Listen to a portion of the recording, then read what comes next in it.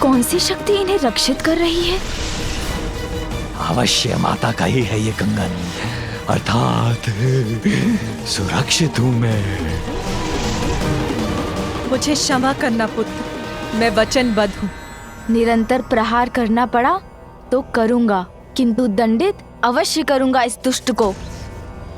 दंत।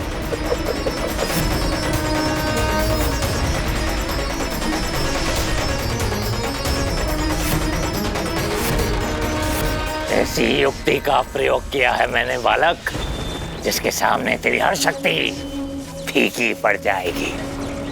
व्यर्थ तोड़ा तुमने अपना दंत, क्योंकि जो शक्ति मेरी रक्षा कर रही है उसे पराजित करने की क्षमता तुम्हें नहीं है। किसका कंगन है ये और कौन सी दिव्य शक्ति इस दुष्ट की रक्षा कर रही है? गजानन अपनी विफलता का कारण नहीं समझ पा रहा है, किंतु पार्वती ऐसा क्यों कर रही है?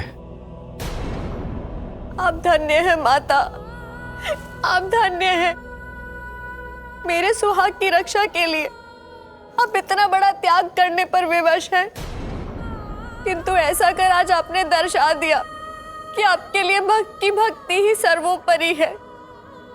मैं कोटि कोटि नमन कर आपका धन्यवाद करती हूँ माँ, आपका धन्यवाद करती हूँ।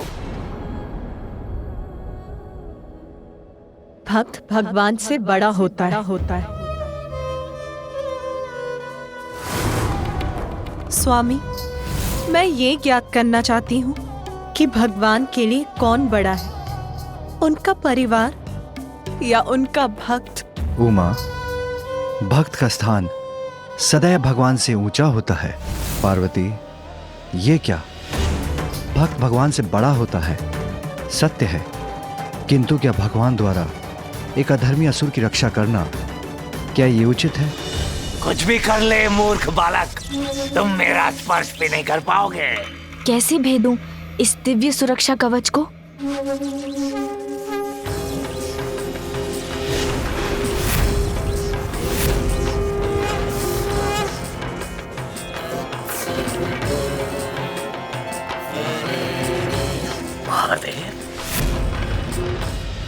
प्रणाम पिताश्री। पिताश्री, कोई त्रुटि है क्या मेरे प्रयत्न में, जिसके कारण बार बार असफल हो रहा हूँ? नहीं गजानन, इसका कारण कुछ और है। मैं समझा नहीं पिताश्री, आप किस कारण की बात कर रहे हैं? अनेकों पाप किए उन्होंने, किंतु वो मेरे स्वामी है माँ, मेरे स्वामी है। उनकी रक्षा करना मेरा धर्म है।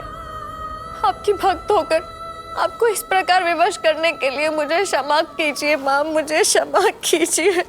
पतिव्रता होना तो स्त्री का गुण होता है, दोष नहीं सुवेनी। धन्य है तुम्हारे पतिव्रता का भाव, जिसके कारण तुमने अपने पति की सुरक्षा को ही सर्वोपरि रखा। उसका ही वरदान मांगा मुझसे। तुम्हारे इस भाव को तो मैं भी भली भांति समझती हूँ पुत्री। उमा,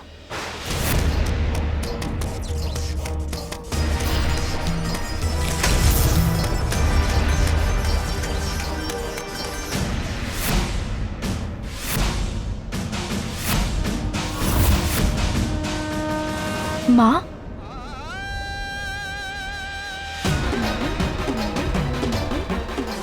पुत्र प्रेम से विचलित होकर माता कहीं इस दंत को रोकना ना भूल जाएं।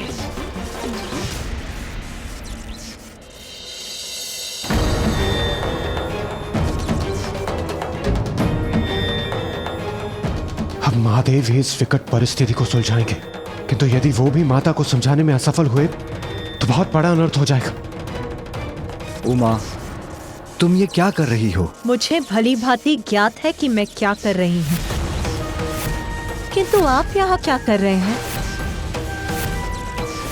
ये क्या हुआ है माँ को? वो इतना रूखा व्यवहार क्यों कर रही हैं? उमा, तुम्हें ज्ञात है कि तुम किसकी रक्षा कर रही हो? भक्त की भक्ति का सम्मान और उसके सुहाग की रक्षा कर रही हूँ मैं। किंतु ये दुष्ट तो तुम्हारा भक्त नहीं है उमा। सत्य है स्वामी, ये मेरा भक्त नहीं है। तो क्या इसीलिए मैं इसकी पत्नी, अपनी भक्त सुवेनी को दिया अपना वचन असत्य हो जाने दूं? विवाह के उपरांत यदि मेरे सुहाग पर कोई भी संकट छाए तो आप उनकी रक्षा करें। तथास्तु। तो क्या भक्त को वरदान देने से पूर्व मुझे ये भी ज्ञात करना होगा स्वामी कि उसके पति, पत्नी और संबंधी मेरे भक्त हैं कि नहीं? उमा, दीपक की ज्योति का धर्म है उजियारे का साथ देना, अंधियारे को मिटाना। इसी प्रकार हमारा धर्म है बुराई के अंधकार को इस जगत से दूर करना, अच्छाई का साथ देकर संसार में अच्छाई के प्रकाश को बढ़ावा देना। हमारा पुत्र भी वही कर रहा है और तुम उसके इस कार्य में बाधा डाल रही हो। भक्त की भक्ति सर्वोपरि है, बुराई और अच्छाई के भेद से परे है। यदि भक्त बुराई में लिप्त है तो उसे अपनी संतान के समान सुपथ पे लाना हमारा कर्तव्य है। क्यों स्वामी, क्या हमारे भक्त को सुधरने का एक अवसर भी प्राप्त नहीं होना चाहिए? अनेकों पाप करने के पश्चात भी अपने किए पर कोई गिलानी नहीं सधर्मी पापी को। इसे अभी नहीं रोका गया तो ये अपने उपद्रव से संपूर्ण जगत को संकट में डाल देगा। इसलिए इसको अवसर देना अधर्म है उमा, संसार की रक्षा के हमारे कर्तव्य के विरुद्ध है। हृदय पर आघात लेकर अपने कर्तव्य पर सदैव अडिग रही हूं मैं। इसीलिए कर्तव्य बोध करवाकर और अकारण अधर्म का दोष लगाकर आप मेरा अपमान मत कीजिए स्वामी। सर्वथा अनुचित है ये। पार्वती तो कुछ समझने के लिए तैयार ही नहीं है। इस दुष्ट पापी की रक्षा कर रही हूं मैं, क्योंकि भक्त तो भगवान से बड़ा होता है। उचित है ना स्वामी? पुनः पूछती हूं मैं, उत्तर दीजिए मुझे। भगवान बड़ा होता है या भक्त?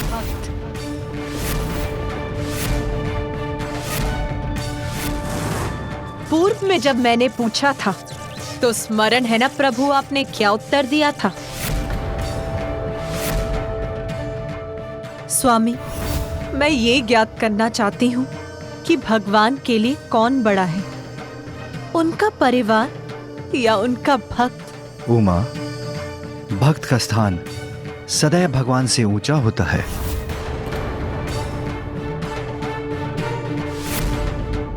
जगत जननी और जगत पिता के अनर्थकारी क्रोध के जागृत होने के पूर्व ही शांत करना अत्यंत आवश्यक है। जब तक माता पार्वती मेरी रक्षा कर रही हैं, महादेव भी मेरा कुछ नहीं बिगाड़ सकते। आज मैं अपने पुत्र के साथ सत्य और धर्म का साथ देने के लिए खड़ा हूं और आप हमारा, अपने परिवार का विरोध कर रही हैं। क्या ये बात आपको विचलित नहीं करती? विचलित तो मुझे ये कर रहा है स्वामी कि आप सदैव कहते रहते हैं कि परिवार और भक्त में कोई भेद नहीं। जगत पिता और जगत माता हैं हम। सभी हमारी संतानें हैं, जिनका कल्याण दायित्व है हमारा।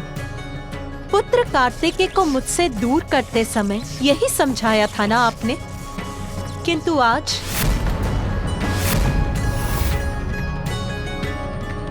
क्या आज अपने परिवार के नाम पर अपने भक्त के प्रति दायित्व को भूल जाऊं मैं? परिवार नहीं पार्वती, धर्म की रक्षा करने का हमारा कर्तव्य ही सर्वोपरि है हमारे लिए। इसलिए इस असुर का बचाव कर अधर्म का साथ दे रही हो तुम, जो किसी भी दृष्टि से उचित नहीं। अनुचित है, अधर्म है, तो क्या अनेकों बार जो आपने असुरों को वरदान दिया वो भी अधर्म ही था? घोर तप किया था उन असुरों ने, तब विवश होकर ही मैंने उनको वरदान दिए थे। तो फिर जो मैं कर रही हूँ वो भी अनुचित कैसे हो सकता है स्वामी? मेरी भक्त है सुवेनी, घोर तप किया है उसने।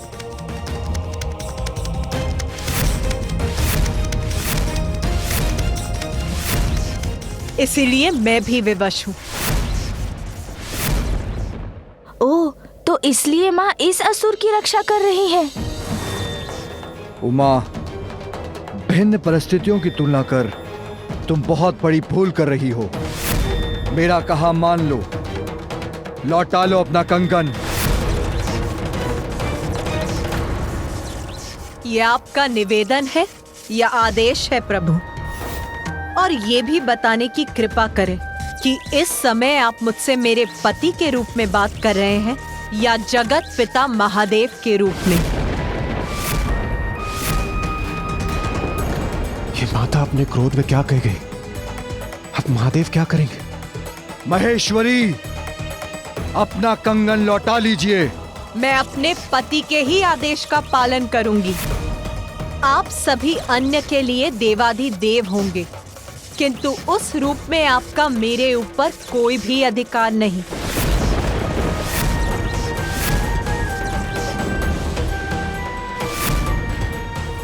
आपकी आज्ञा नहीं सुनूंगी मैं। आपकी आज्ञा नहीं सुनूंगी मैं। आपकी आज्ञा नहीं सुनूंगी मैं।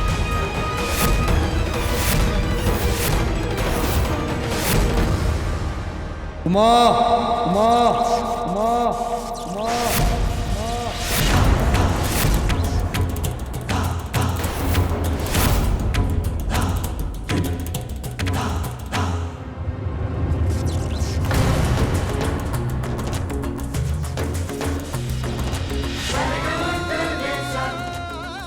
माँ तो पिताश्री की सभी बातें अस्वीकार कर रही है।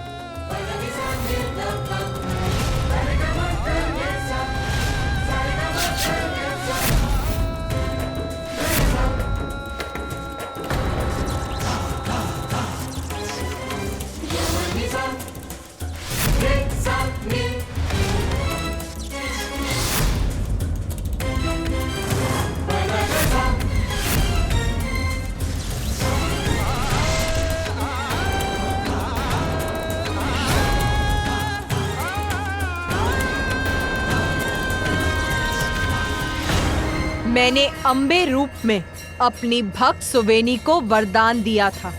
अपने अम्बे रूप में ही मैं अपने वचन की रक्षा भी करूंगी। मैं आपको चेतावनी देती हूँ, मुझे चुनौती देने का दुस्साहस मत कीजिएगा। ये कैसा अनर्थ होने जा रहा है? उत्तम, अति उत्तम। इनके आपस का मनमुटाव मेरी सुरक्षा सुनिश्चित करेगा।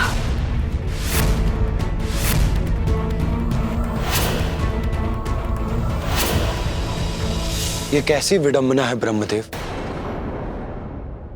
एक और महादेव और बालक गजानन, तो दूसरी ओर देवी पार्वती अपने दुर्गा रूप में। स्थिति अनियंत्रित हो रही। जगत पिता और जगत जननी का मतभेद है ये,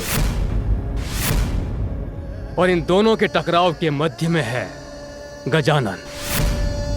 स्थिति अनियंत्रित हो नहीं रही है श्री हरि, अनियंत्रित हो चुकी है। हमें शीघ्र वहां जाकर स्थिति को संभालने का प्रयत्न करना चाहिए। यदि इन दोनों का टकराव और बढ़ा तो विध्वंस होगा, उससे हम सभी नष्ट हो जाएंगे।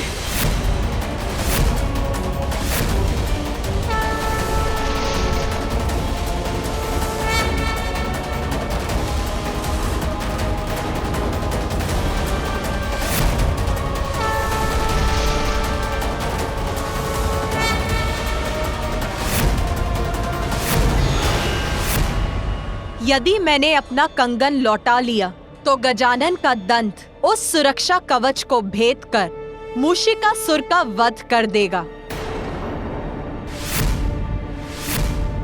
और ये मैं कदापि होने नहीं दूंगी। इन्होंने तो और भी विराट रूप धारण कर लिया है और स्थिति भी अनियंत्रित होती प्रतीत हो रही है। ये कैसा हठ है महेश्वरी? गजानन हमारा पुत्र है, तुम्हारा पुत्र है, और आज तुम उसके विरुद्ध जाकर एक असुर की रक्षा कर रही हो।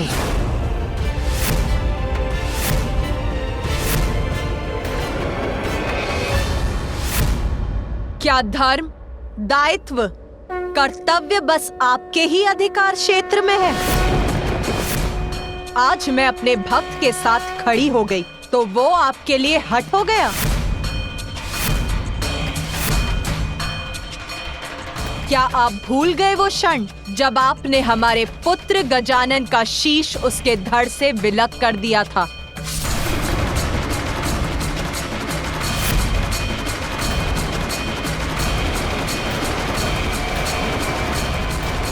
तब मैं भी कह सकती थी कि आप इतना हठ क्यों करते हैं महादेव।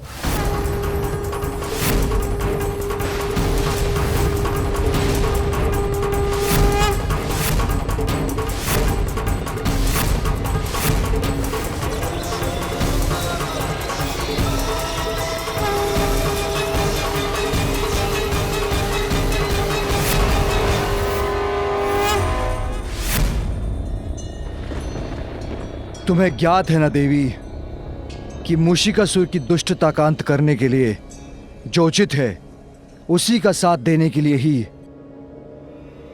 गजानन क्रियाशील है।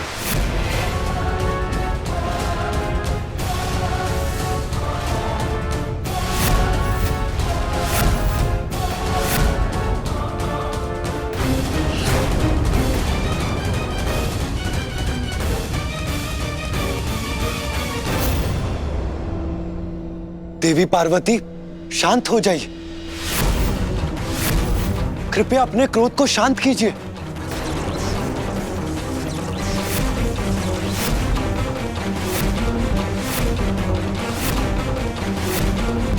आपको ज्ञात था कि गजासुर एक भयानक पापी असुर है।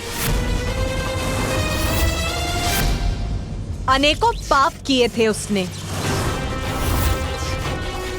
किंतु उसने तप कर आपका आवाहन किया।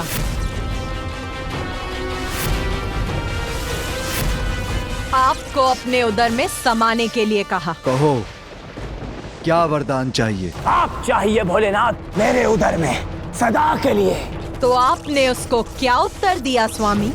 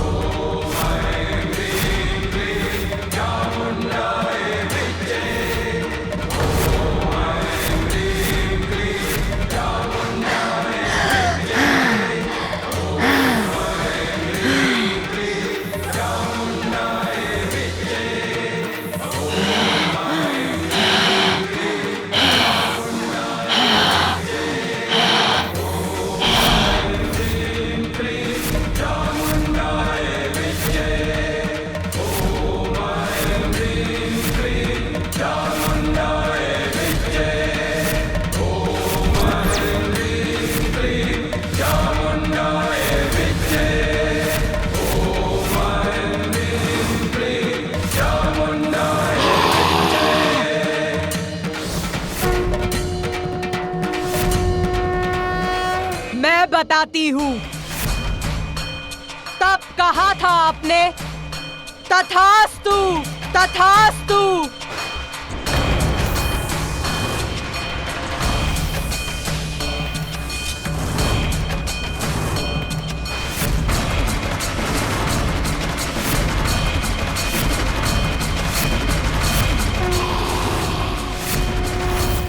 देवी, शांत करो अपने आवेश को।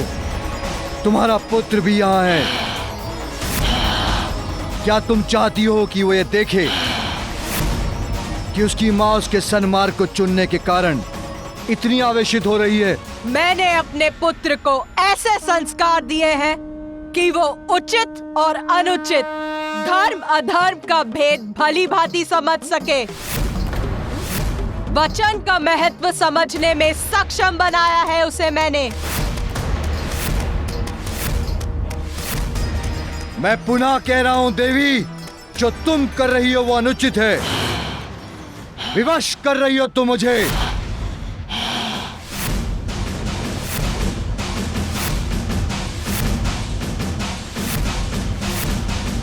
तुम्हारे विरुद्ध अपने पुत्र की सहायता करने के लिए।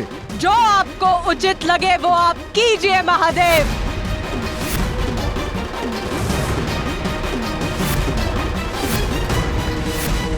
किंतु इतना जान लीजिए, मूषिकासुर की ओर बढ़ने का जो भी प्रयत्न करेगा तो उसे सर्वप्रथम मुझसे टकराना पड़ेगा।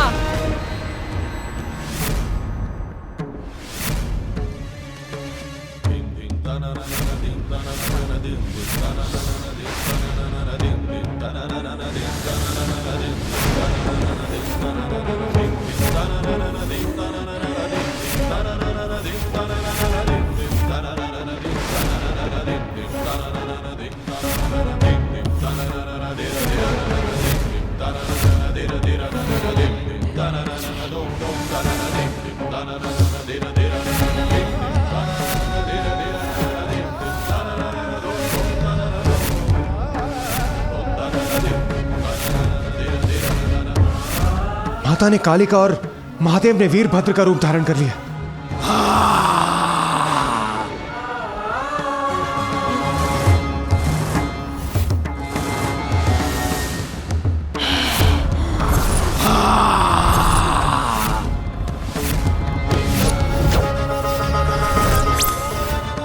जिसका भय था वही हो रहा है। महादेव और देवी पार्वती दोनों अपने विकराल रूप में हैं।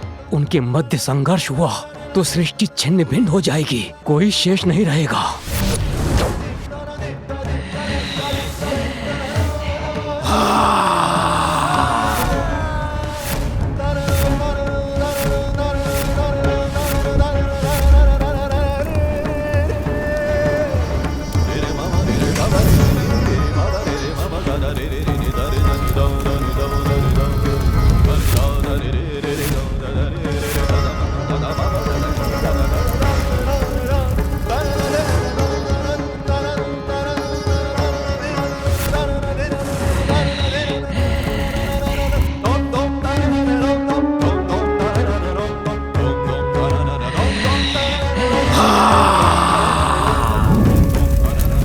माता, शांत हो जाइए माता। प्रभु, शांत हो जाइए प्रभु।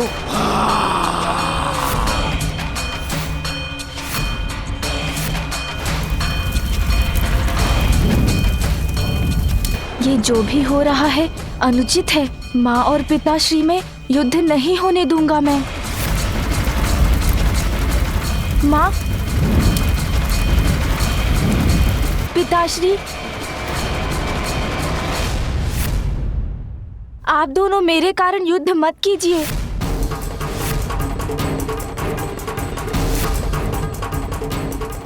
मत भूलिए, परिवार की कलह सदैव विनाशकारी होती है। आपको स्मरण है ना पिताश्री, मैंने आपके साथ युद्ध किया था तो उसका क्या परिणाम हुआ था?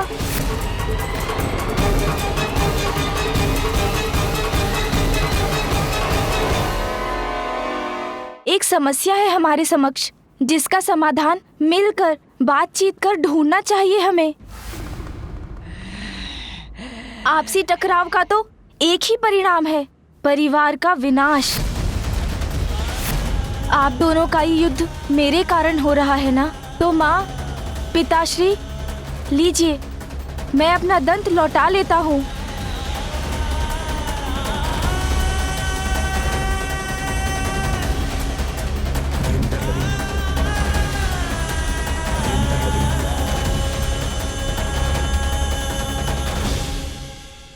माँ, अब आप भी अपना कंगन लौटा लीजिए।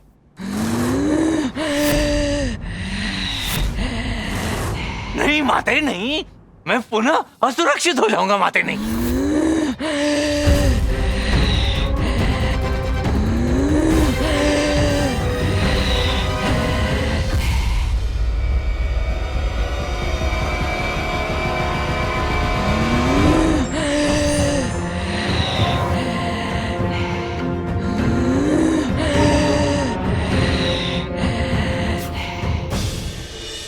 पुनः सुरक्षित हो गया मैं।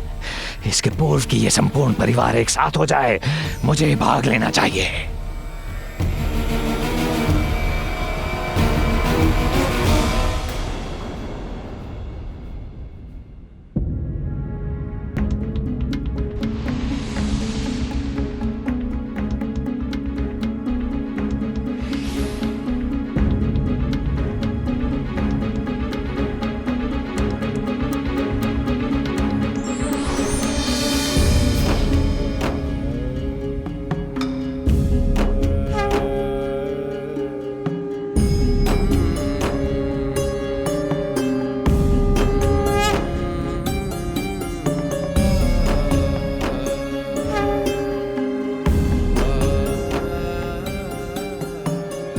व्यर्थ युद्ध करने जा रहे थे आप दोनों, क्योंकि जिस मूषिकासुर के कारण ये सब हो रहा है उसकी वास्तविकता भूल रहे हैं आप।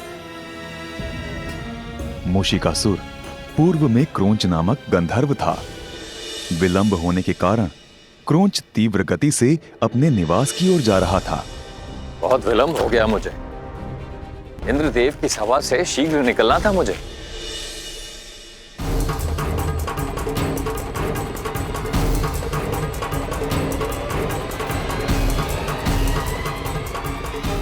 शीघ्रता में क्रोंच ऋषि वामदेव से टकरा गया, जिससे ऋषिवर की वर्षों की तपस्या भंग हो गई। ऋषिवर बहुत क्रोधित हुए और उन्होंने क्रोंच को असुर बनने का शाप दे दिया। मैं तुम्हें श्राप देता हूं कि तुम असुर बन जाओगे।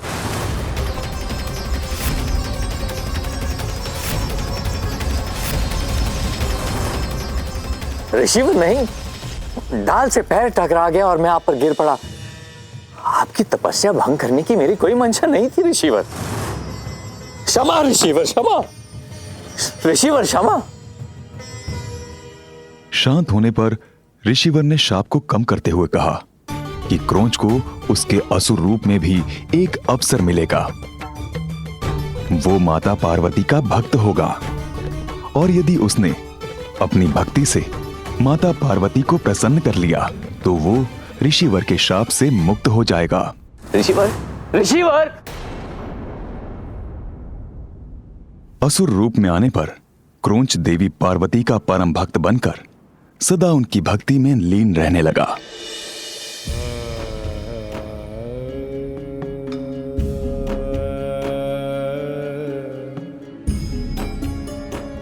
जिससे माता पार्वती ने प्रसन्न होकर उसे दर्शन दिए।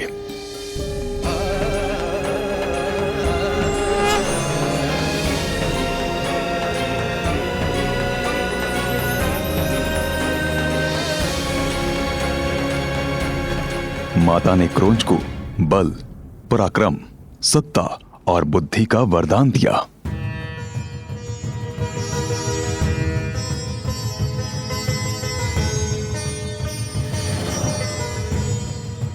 उसी समय क्रोंच की दृष्टि माता के हाथ में स्थित अमृत की कटोरी पर पड़ी, जिसे देखकर वो लालच में आकर माता से अमृत की मांग कर बैठा। किंतु माता ने उससे कहा कि अमृत मात्र योग्यता के आधार पर ही प्राप्त होता है और अभी क्रोंच अमृत पाने के योग्य नहीं बना था।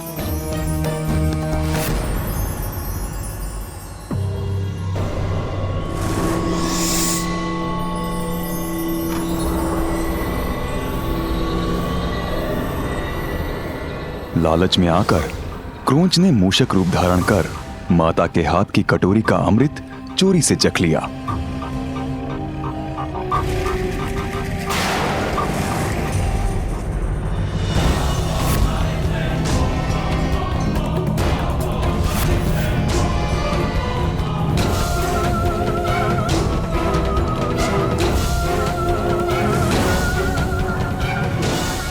माता ने क्रोधवश उस असुर को ऋषि वामदेव के शाप से मुक्त करने के स्थान पर और बड़ा शाप दे दिया। मेरे मना करने पर भी तुमने मूषक रूप धरकर अमृत को चुराया, इसीलिए मैं तुम्हें ये श्राप देती हूँ। आज से तुम मूषिकासुर बनकर चोरी से ही अपना उदर भरोगे।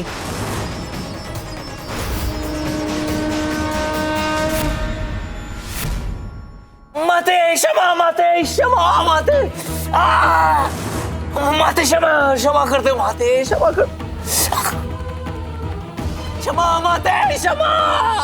तुम मेरे बड़े भक्त हो और तुमने अमृत का भी पान किया है, इसीलिए तुम्हारी मृत्यु नहीं होगी। समय आने पर मेरे पुत्र गजानन के हाथों तुम्हारा उद्धार होगा, तुम्हारा उद्धार होगा, तुम्हारा उद्धार होगा।